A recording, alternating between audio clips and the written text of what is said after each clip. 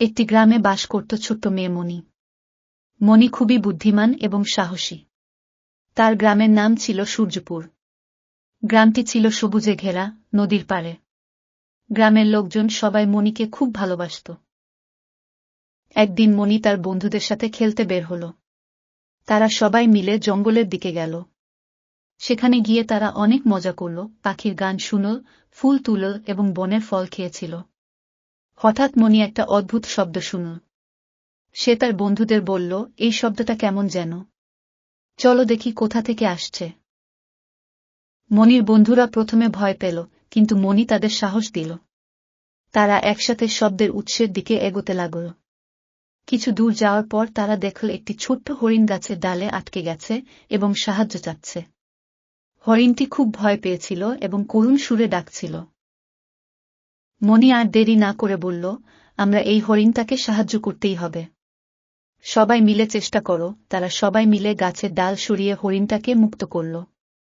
হরিণটি মুক্তি পেয়ে খুশিতে লাফিয়ে উঠল। হরিণটি বলল, তোমরা আমাকে সাহায্য করেছ, তার জন্য আমি খুবই কৃতজ্ঞ। আমার নাম হল ঝিনুক। তোমরা যদি কখনো বিপদে পড়ো, আমাকে ডাকবে। আমি এসে তোমাদের সাহায্য করব। এই বলে হরিণটি চলে গেল। মণি এবং তার বন্ধুরা আবার গ্রামের দিকে রওনা হল। পথে আসতে আসতে তারা অনেক কথা বলল এবং অনেক আনন্দ করল। কিন্তু মণি একটা ব্যাপারে চিন্তিত ছিল। সে ভাবছিল, যদি আমরা কোনোদিন সত্যিই বিপদে পড়ি, ঝিনুক কি সত্যিই আমাদের সাহায্য করতে আসবে? কিছুদিন পর মণির গ্রামে একটা বড় উৎসবের আয়োজন হল। সবাই মিলে উৎসবের প্রস্তুতি নিচ্ছিল। হঠাৎ করে গ্রামের এক প্রান্ত থেকে ধোঁয়া উঠতে দেখা গেল। সবাই দৌড়ে গিয়ে দেখল, গ্রামের এক বাড়িতে আগুন লেগে গেছে। গ্রামের লোকজন সবাই দিশেহারা হয়ে পড়ল। মণি চিৎকার করে বলল, আমাদেরকে কিছু করতে হবে। আমরা সবাই মিলে পানি নিয়ে আসি, কিন্তু আগুন খুব দ্রুত ছড়িয়ে পড়ছিল। সবাই পানির ব্যবস্থা করতে ব্যস্ত হয়ে পড়ল, কিন্তু মণি মনে মনে ঝিনুকের কথা ভাবল। সে চোখ বন্ধ করে বলল, ঝিনুক, তুমি কোথায়?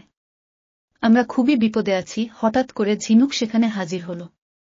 সে বলল, ভয় পেও না, আমি এখানে আছি। ঝিনুক জঙ্গলের দিকে ছুটে গেল এবং কিছুক্ষণ পর কিছু হাতি নিয়ে ফিরে এল।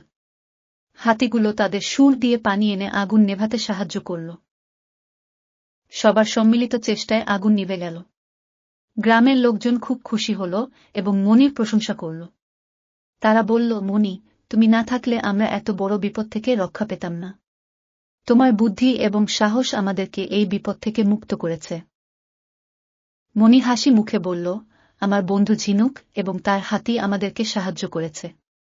আমরা সবাই একসাথে ছিলাম বলেই এই বিপদ থেকে রক্ষা পেয়েছি। এই ঘটনার পর থেকে মণি এবং তার বন্ধুরা আরও বেশি কাছাকাছি হয়ে গেল। তারা সবসময় একে অপরের সাহায্যে এগিয়ে আসত। গ্রামবাসীরা মণির বুদ্ধি এবং সাহসের গল্প সবার কাছে বলত এবং শিশুদের মণির মতো সাহসী হতে উৎসাহিত করত।